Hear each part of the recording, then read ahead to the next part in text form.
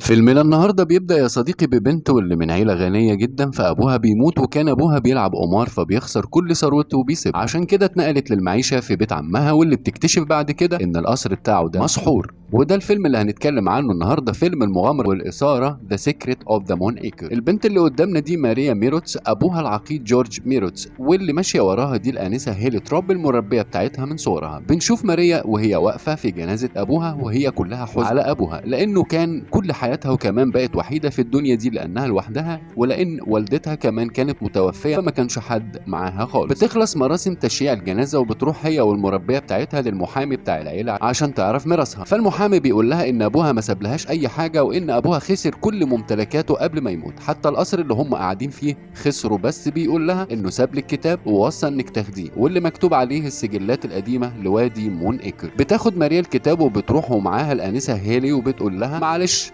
فماريا بتقول لها سيبيني لوحدي. سابتها هيلي وخرجت، فماريا بتفتح الكتاب وبتقرا فيه وهي قاعده على السرير، وبيحكي الكتاب عن بنت جميله قوي وكانت عايشه في وادي مسحور واسمه مون ايكر، وان القمر قرر انه يديها هديه عباره عن لؤلؤ مسحور وبيمنحها قوه عظيمه جدا، وبقت بطله القصه لقبها اميره القمر. وكان بيعيش معاها في الوادي المسحور ده عيلتين، عيلتها واسمها دلوار، والعيله التانيه واللي اسمها ميروتس، وهي كانت بتحب شاب وكان اسمه وولف من عيلة ميروتس. ولما قرروا يتجوزوا ففي يوم جوازهم أبوها ويليام اداها هدية وهي أسد نادر جدا، وجوزها اداها حصان أبيض نادر برضه. فمن فرحة أميرة القمر قررت إنها تكشف سر اللؤلؤ اللي معاها قدام عيلتها وعيلة جوزها، وإن اللؤلؤ ده ليه قوة سحرية كبيرة إنه بيكشف أي حقيقة في قلب أي حد مخبيها، وكمان بيقدر يحقق كل أمنيات الشخص اللي بيملك اللؤلؤ ده. بتقف ماريا عن القراية وهي بتبكي عشان افتكرت إنها لازم تنام عشان هتمشي بكرة وتسيب القصر بتاعها عشان تروح مع عمها. تاني يوم بنشوفها وهي بتودع الخدم اللي في القصر، وسواق عمها مستنيها عشان يوصلها للقصر، وبتروح معاها الانسه هيلي مربيتها وقالت لها انا وعدت امك قبل ما تموت اني ما سيبكيش لوحدك ابدا. وبتروح مع السواق وبتبقى الحياه صعبه عليها لانها رايحه تعيش في الريف بعد ما كانت عايشه في القصور. وقبل ما يوصلوا للقصر بحاجه بسيطه بيهجم عليهم اتنين لابسين اقنعه. السواق طلع نصح فجري بسرعه وفتح بوابه القصر وبيهرب منهم وبيوصل. وعلى باب القصر بيستقبلها عمها بنيامين وبيرحب بيهم، واللي كان باين على وشه كده انه مش مبسوط لانه مرضيش حتى يسلم على بنت اخوه مريم. ولما هيلي مربيتها بتقول له على الحراميه بيطنش وبياخدهم جوه القصر وبيعرفهم على الكلب بتاعه اللي بينبح عليهم واللي اسمه وولف، ولونه اسود وكبير قوي وشكله يخوف، وبيوديهم بعد كده لغرفهم. ويبعد هيلي المربيه عن ماريا واللي بيسكنها في غرفه في البرج بتاع القصر، ولما بتشتكي من الغرفه وبيحس انها مش عاجباها بياخدها يوريها الغرفه. ولما بتدخل الغرفه بتلاقيها جميله جدا وشيك قوي وبتعجبها جدا. ماريا من كتر التعب بتنام، ولما بتقوم من النوم الصبح بتلاقي كوبايه لبن وبسكويت وفستان ليها على الكرسي عشان تلبسه، فمش بيعجبها فبتروح لابسه فستانها القديم. ولما بتاخد الكتاب بتاعها وبتنزل بتلاقي عمها في وشها وبياخد الكتاب منها وبيقول لها الكتاب ده مش من حق ابوك ان يديهولك وبياخده. بتجري ماريا وبتروح تشتكي لهيلي تروب المربيه بتاعتها وبتقول لها ما تاخديش في بالك، اقعدي بس افطري، البيض طعمه حلو قوي. عم ماريا بيكلم هيلي وبيقول لها ممكن تبطلي كلام وتاكلي وانت ساكته. هيلي سالته فبتقول له الاكل طعمه حلو قوي، هو مين اللي عمله؟ عم ماريا بيقول لهم ان القصر ده مفيش واحده ست دخلته من سنين ومحدش كان بيقعد يرغي كده وهو متعصب. فماريا بتقول له طالما انت متضايق مننا قوي كده جبتنا نعيش معاك ليه في القصر بتاعك؟ قال لها المشكله ان ابوكي مستهتر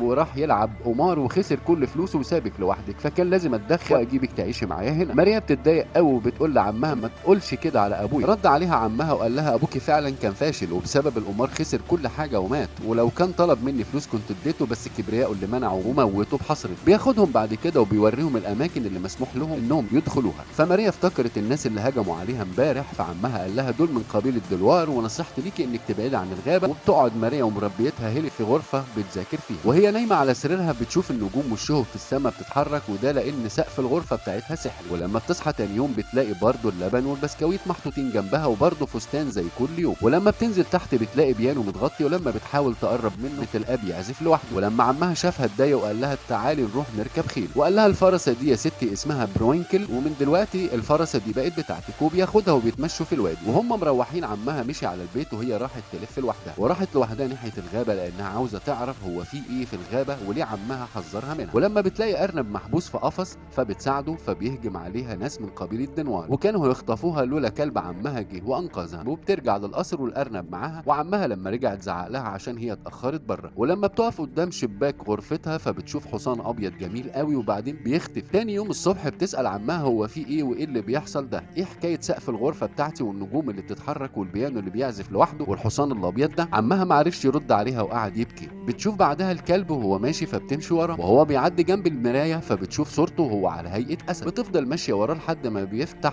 باب وبيطلع الباب ده سحري، وبتقابل الطباخ سكارلت وهو بيكون طباخ القصر السحري، وقال لها انه من يوم ما جت والسحر رجع القصر تاني من اول وجديد. ولما سالها عن الكتاب قالت له عمي خده مني، فراح قايل لها على مكان الكتاب فين، وراحت المكتبه فلقيته وقعدت تكمل قرايه. وبتكمل من عند ما وقفت المره اللي فاتت، وبيبان ان جوز اميره القمر وابوها طمعوا في اللؤلؤ واتخانقوا عليه هما الاتنين. اميره القمر زعلت ورمت لعنتها عليهم انهم في الوادي يعيشوا في ظلام ابدي بعد القمر ال5000، واللي هينقذهم من الظلام ده بنت صغيره وهي اللي هتكون اميره القمر الجديده. ماريا بتروح لسكارلت الطباخ وبتقول له ان القصر ده فيه لعنه. قال لها ايوه، وعلى فكره انت اميره القمر الجديده. عارفه ليه؟ عشان انت بس اللي بتقدري تشوفي الحصان الابيض وانت اللي هتنقذي الوادي. قالت له انتوا باين عليكم كلكم مجانين. وبتروح تقعد في غرفتها وبتحسب عدد الاقمار اللي عدت من ساعه ما اميره القمر رمت لعنتها، وبتعرف ان القمر اللي جاي هو القمر ال5000. وبتحلم بالليل وهي نايمه باحلام غريبه بترعبها، ومن كتر خوفها قامت الصبح ولمت هدومها وراحت تستخبى في الغابه. وبتسمع حد وهي ماشيه بينادي عليها، بتكمل طريقها وبتستخبى جوه كهف. ولما بتدخل جوه بتلاقي واحده بتضحك لها وهي قاعده، فبتقول لها ماريا على فكره انت شبه الست اللي في اللوحه اللي عند غرفتي، وبيكون اسمها لوف داي. ولما بتدخل معاها جوه الكهف بتلاقي هدوم مرسوم عليها العلامه اللي كانت بتشوفها على فستانها اللي كان في القصر بتاع عمها، فبتقول لها انا اللي كنت بعمل لك هدومك وببعتها لك القصر. بتقف ماريا مع لوف داي وبيشوف اليوم اللي القمر هيدمر فيه الوادي، فبتسالها لوف داي عن الرؤيه اللي شافتها، وبتقول لها على فكره انا اميره القمر يا ماريا، وان ابوها قال لها لازم تنقذي الوادي. وبتعرفها كمان ان الصندوق اللي فيه اللؤلؤ عند قبيله دنوان، ومفتاح الصندوق ضايع مش لاقيينه. ماريا افتكرت ان المفتاح في الجراب اللي لازق في الكتاب. وبتروح بعد كده مع لوف داي لقصر زعيم دنوار، ولما بيقربوا بتسيب ماريا لوحدها وبتجري. ماريا بتتسحب وبتدخل القصر لوحدها فبيمسكها الحراس، فبتروح لزعيمهم روبرت وبتديله مفتاح الصندوق، فما كانش مصدقها. وبيروح يفتح الصندوق فبيلاقيه فاضي.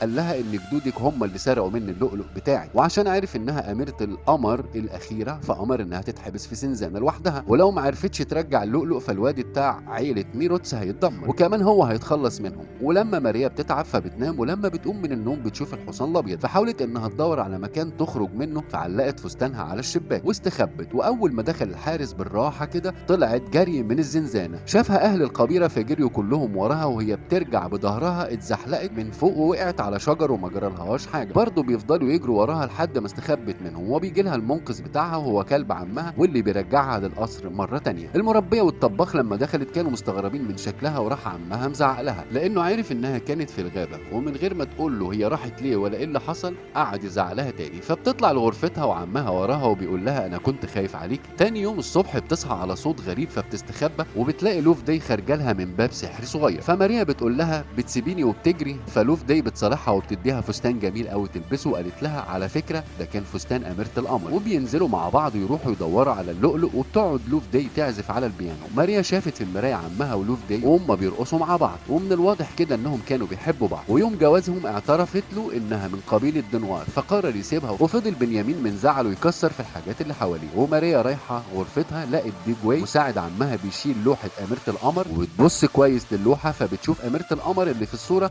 وهي بتوريها مكان اللؤلؤ، وانها مخبيه جوه شجره جوه الغابه. فهي خايفه تروح الغابه تاني لوحدها. فسكارلت الطباخ قال لها ممكن تاخدي روبن ابن زعيمه قبيله دنوار اللي حاول يخطف ماريا قبل كده. وبتقرر فعلا انها تطلب مساعدته. وقبل ما تروح الغابه بتسيب جوابين، واحد لعمها وكأن لوف داي اللي بعته له، والتاني للوف داي وكأن عمها هو اللي كتبه ليها عشان تخليهم يرجعوا لبعض من تاني. المره دي بقى هي اللي بتعمل فخ روبن عشان يساعدها. ولما بيجري ناحيه الارنب فماريا بتمسكه وقالت له انا هسيبك بس بشرط انك تسمعني للاخر. فبتطلب من ماريا انه يساعدها وكمان يصالحوا العيلتين على بعض. طبعا روبرت بيعرف ان ماريا موجوده في الغابه فبيروح لها عشان يخلص عليها. فلما بيتقابل بنيامين ولوف داي فبيعرفوا اللي ماريا عملته، فبيروحوا لها الغابه عشان يساعدوها. اقتنع روبن انه يساعد ماريا وبيقول لها انا عارف مكان الشجره دي. ولما كان بنيامين ولوف داي ماشيين فبتعاتبه وبتقول له ده انت ما كلفتش نفسك حتى تدور عليه لما سبتك وهربت. سكارلت رد عليها وقال لها على فكره ده قعد يدور عليك كتير. وماريا بتدور على الشجره مع روبن، بيجي واحد من رجاله ابوه بيخطفه، وبيقع الكلب بتاعها في فخ كمان عشان ما حدش ينقذها. وبيعاتب روبرت ابن روبن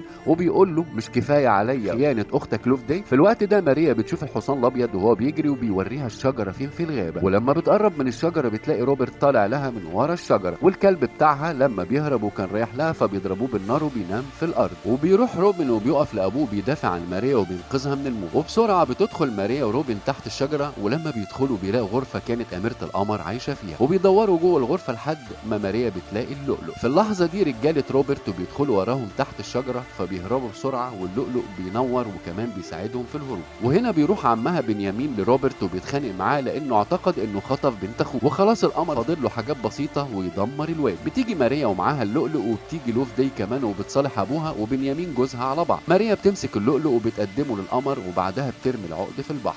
فلما بيرجع لها تاني فبتفرطه من بعض وبترميه تاني للبحر، وبرضه بيرجع لها تاني، بس المرة دي بقى بيلزق على فستانها.